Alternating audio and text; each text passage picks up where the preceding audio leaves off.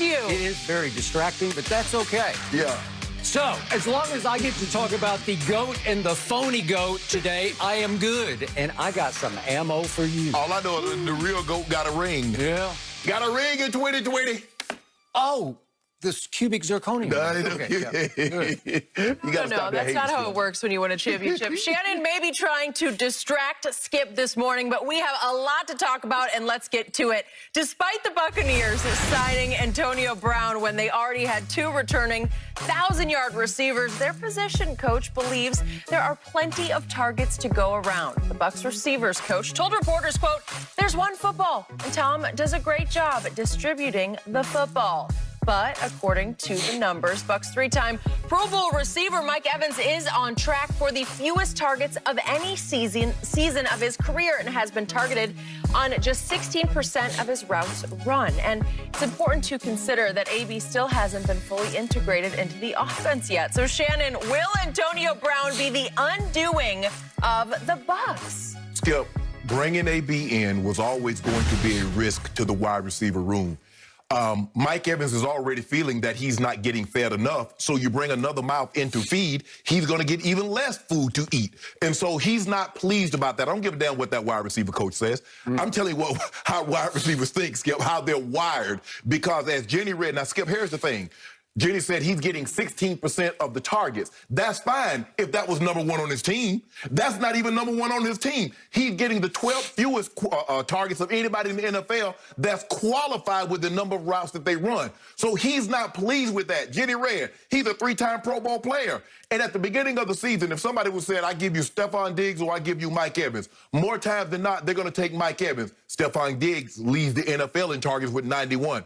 He has 39 more than Mike Evans. Mike Evans isn't pleased about that, but I already see what the narrative is. They tried to blame this on AB already. I'm not going to let y'all do that. I'm not going to let, because if the Bucs don't get to their ultimate destination and win, it's AB's fault. Well, when they lost to New Orleans the first game, was that AB's fault? When they lost to Chicago, was that AB's fault? Hell, he wasn't even eligible to play. And y'all want to flip that and blame that on AB. Don't y'all me. Yeah, you. I didn't say it. I didn't say a word about that. Yeah, you did. You part of it. Skip, look. Receivers feel, especially the really good ones, feel that, yes, they all want the ball, but they feel that they can do things with the ball that the other guys can't. And so Mike Evans says, okay, give me an opportunity. But what they've done, Skip, while they've decreased his targets, he has 6 touchdowns on 9 red zone targets. So there's like, okay, you know, we're trying to appease him on this one end while we're taking away from him on the other end. And Mike isn't happy about that. But Mike had to know this was going to happen. You can't have too many cooks in the kitchen. Somebody's going to step on somebody. Somebody's going to add an ingredient. Somebody's going to take something out, or somebody's going to forget to put something in. So when you have a Mike Evans, you have a Gronkowski, you have a Chris Godwin, Skip, there's only so many balls. And that's the problem. The receiver said Tom does a great job of spreading it around. Mike Evans like, I don't want it to spread around. I want you to give me, let me eat first as much as I want, and then you spread it around afterwards. Because when they had it last year, Skip, who got the target? It was he and Chris Godwin. Now we got Gronk into the mix. Gronk is an all-century player. He need to get in future. Because remember, Skip, when he wasn't getting the targets, he said, well, I came here to block. I'm fine just blocking. And all of a sudden, Gronk's targets increased. You noticed that, Skip? It sure did. So did the wins. Okay, I get that. But Mike Evans says, hold on, guys. I'm a team player. But I need to be the guy that's at the front of the line that's getting these targets. So it could be a problem, but you had to know bringing another mouth to feed when mouths are already saying I'm going hungry was going to be a problem. But the narrative that it's AB's fault, no. If they don't get to their ultimate destination, it won't be because of AB. It will be because they weren't good enough as a team. So don't start this narrative about AB, because it ain't AB. Okay, so I'm going to re-ask Jenny's question. Will AB become the undoing of Brady's Buccaneers? How? Well, what do you mean how? I just asked you the question. No. You're saying no, so he's a good thing, right? No, I'm not saying he's a good thing. I'm not saying he's a bad thing. The undoing might be because Tom Brady isn't good enough to get them there. How about that doing? Okay, so your answer is on AB, you don't have an answer? I don't have a, Skip.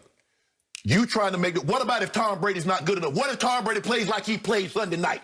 Okay, I just want you to answer the question. Will AB be the undoing? I think you're saying he will not be. No. You're defending him.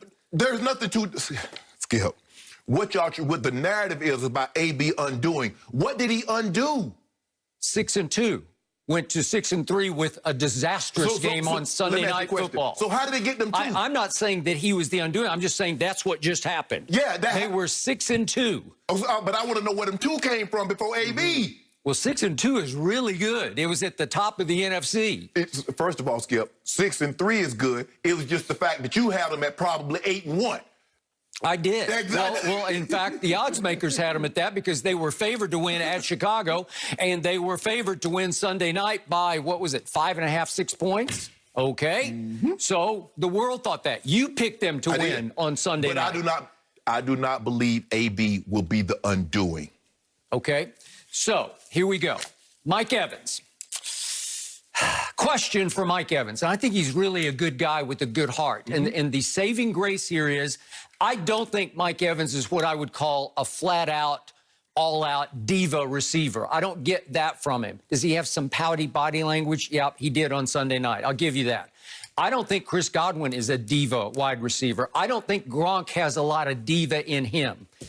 So let's look at what has happened so far to Mike Evans. He leads the team with 52 targets.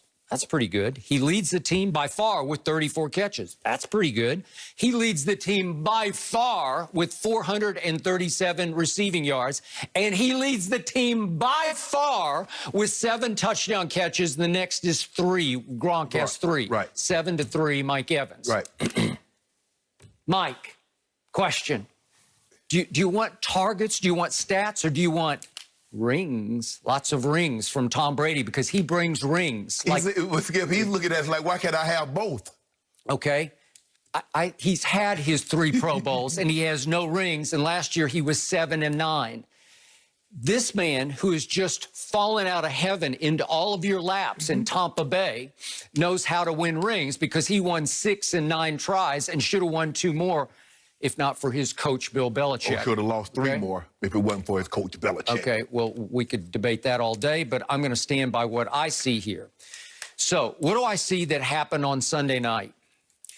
I see that Tom Brady is doing something that my partner across the table cannot see. Tom Brady is trying to run Bruce Arians' offense. My partner says, no, he's just trying to run the Tom Brady offense. No, Skip, that's not what I said. I say the problem that he had is because he's trying to run it. He needs to run his offense, which is nickel and dimes, not the whole dollar. Okay. So what do we know about Tom Brady so far? My partner says he's lost a lot of arm strength and that looks like when he's throwing the football, it's like he's trying to shot put it and it barely sputters across the line of scrimmage every time he tries to throw it. That's what I get from across the table. Am I right about that? Yes, I'm right.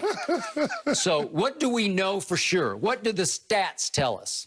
Would you believe, ladies and gentlemen, that Tom Brady leads the whole National Football League, every quarterback in what's called air distance? How far the ball travels from right there, from the time it leaves your hand to the time it hits near the receiver, whether he catches it or not. Right. That's called air distance. Tom Brady leads every quarterback in the league with 7,347 yards of air distance.